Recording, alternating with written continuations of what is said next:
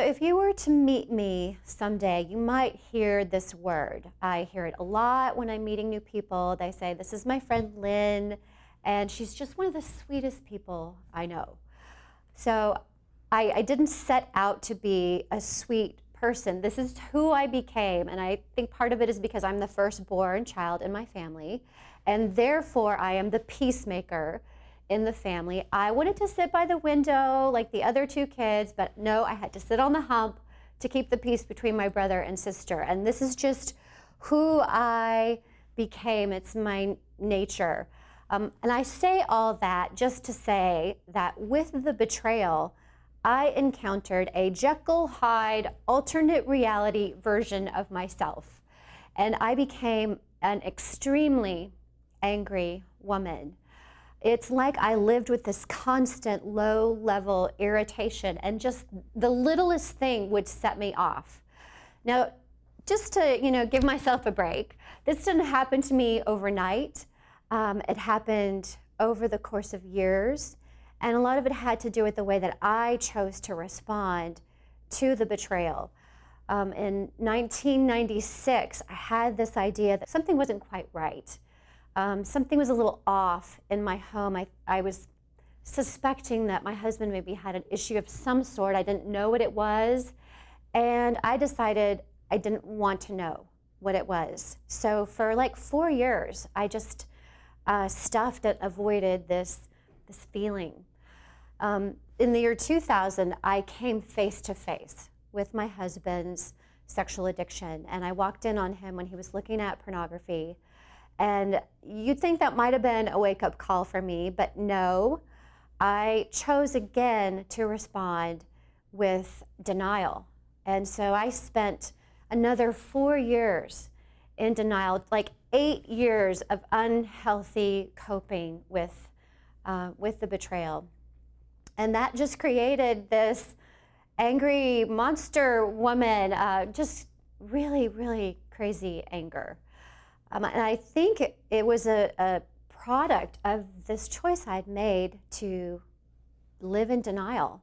Like, denial is a mountain. It's a big, giant mountain, and I dragged this mountain over the top of my problem and thought, well, if I can't see the problem, then I don't have a problem, right? And so I have this mountain, and I've always loved the mountains. I've always wanted a mountain view, and but here's the deal. Under the weight of that denial, the pressure just builds. The problem doesn't go away. And it began to fester and boil and spew. And eventually, I don't have a mountain. I have a crater because I've blown my top and lost my cool again. And that's who I became. It didn't take much for me to blow my top. My husband he's the neat person in the family. I'm the messy person in the family, but he has this one thing he does. He will take his socks off at night and leave them beside the bed.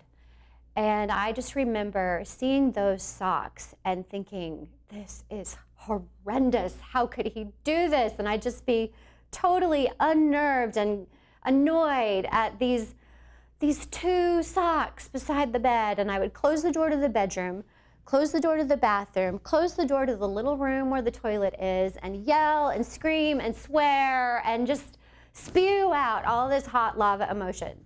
I really was just a complete basket case. Now I have the gift of hindsight years later, and I look back at that angry girl.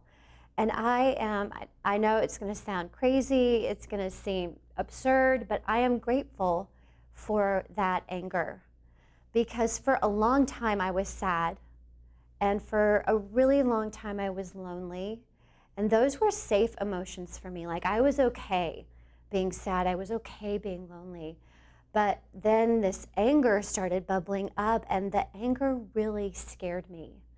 And it was finally the wake-up call that I needed. It's finally what motivated me to get help, to know I really needed help. And so I called a fair recovery. I did not want to be that angry girl. So if you're watching this video blog today and you are angry, I just want to encourage you to know that that's your emotions telling you you need to pay attention to something. Let your anger be the catalyst for change. You don't have to stay sad. You don't have to stay lonely. There's really good news that you don't have to stay angry. There really is hope and healing after betrayal. And through a fair recovery, through the programs that my husband and I walked through, I was able to process that anger. I was able to find healthier ways of releasing some of that emotional pressure. And I'm glad I am not that angry girl anymore. And there's hope for you.